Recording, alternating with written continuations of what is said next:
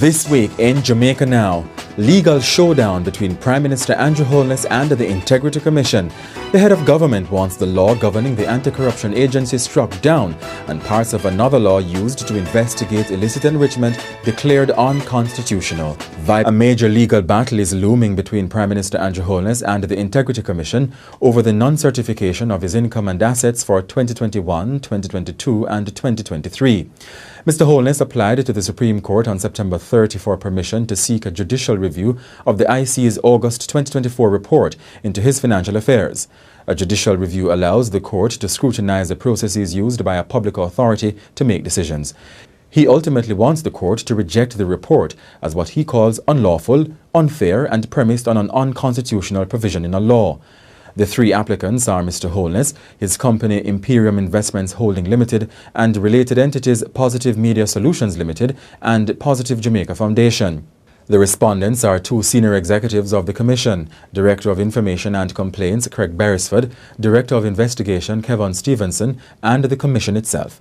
Mr. Holness says the report was intended to embarrass and harm him by suggesting criminal and unethical conduct by him and his connected companies. Mr. Holness has asked the Supreme Court to strike down sections of an anti-corruption law that the Integrity Commission uses to probe public officials for illicit enrichment. He alleges that parts of Section 14 of the Corruption Prevention Act are unconstitutional because they reverse the burden of proof and force public servants to explain if their assets are disproportionate to their lawful earnings. If Mr. Holness is successful, there could be implications for the 8 lawmakers that the Integrity Commission says are being investigated for illicit enrichment. Mr. Holness also wants the court to strike down the Integrity Commission Act, which was approved by Parliament under his administration in 2017. He said the act should go because of its alleged lack of fairness, impartiality and independence. The Commission's report covered a 15-month investigation into Mr. Holness's 2021 income filings. The Director of Investigation said he could not conclude on the issue of illicit enrichment because Mr. Holness refused to provide details of his expenses for the period 2019 to 2022. But Mr. Holness has rejected those allegations. And chaos reigned during a parliamentary sitting this week when opposition leader Mark Golding sought to move a motion of no confidence against the Prime Minister. The effort was shut down in Gordon House by Deputy Speaker Heroy Clark. That led to a walkout by the opposition members. We don't have to hear it. And if I am going to stop you again if you go down that road. Mr. Speaker, you've indicated this matter is sub judice. I'm not aware of that. However, what this motion engages is simply a matter of a breach of the ministerial code of conduct by the Prime Minister. That is not a matter. Member,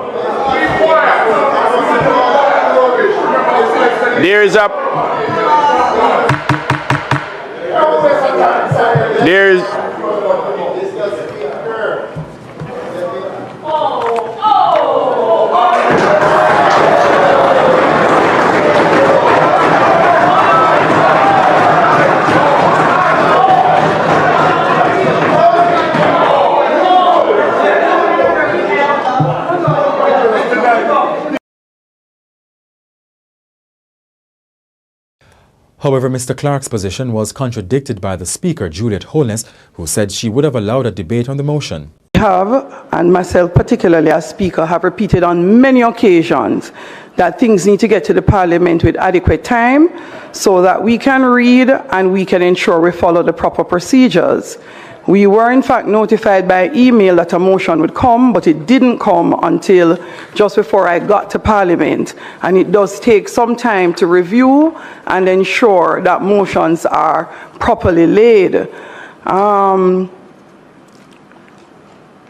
A signed copy of the motion came to me at the desk when Member Paulwell came to the desk during the sitting of the Parliament. And I just came out for a moment a while ago and I note the opposition walking out. I was coming back to tell them I'd gone out because I was just completing my review so that they could go ahead and debate if they so choose. However, even though they heard as much, they continued to walk out.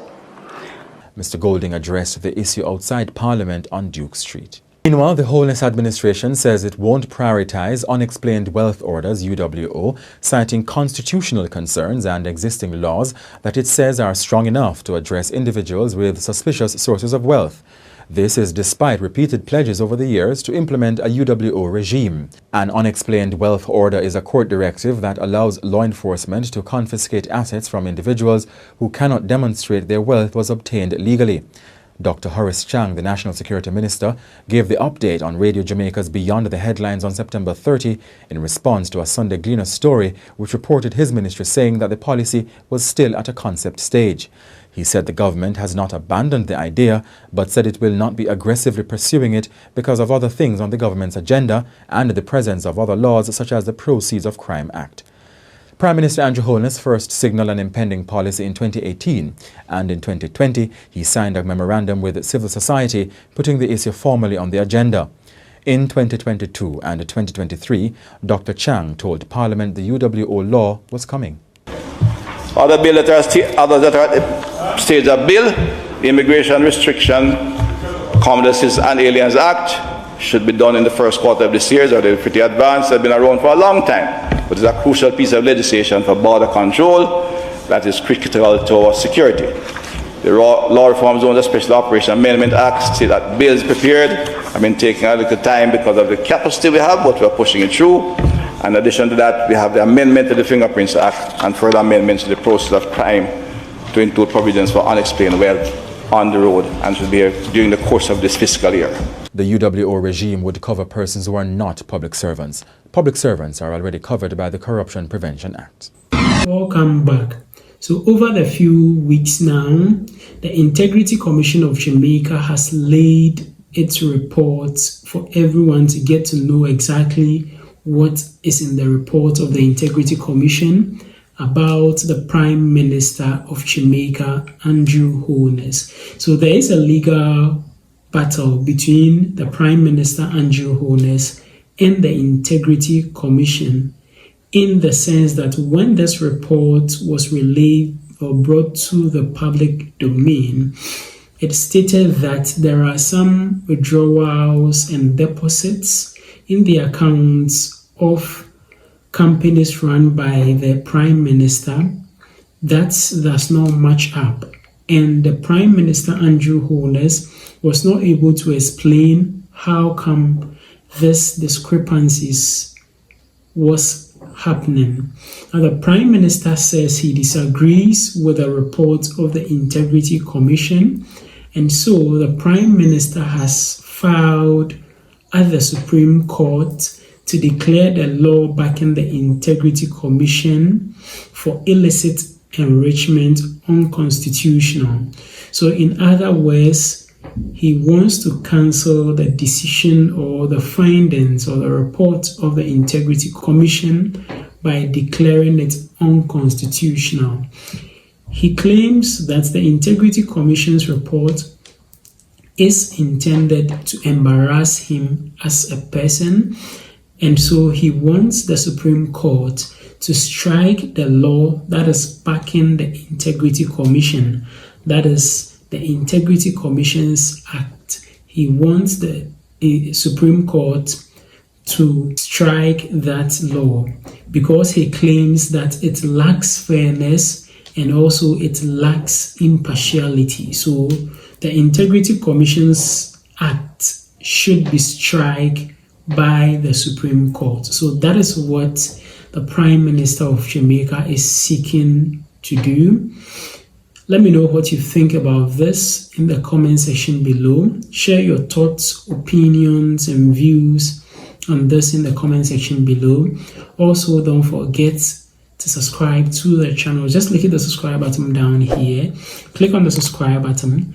Click as well on the notification bell. And I'd like to see you again in my next video.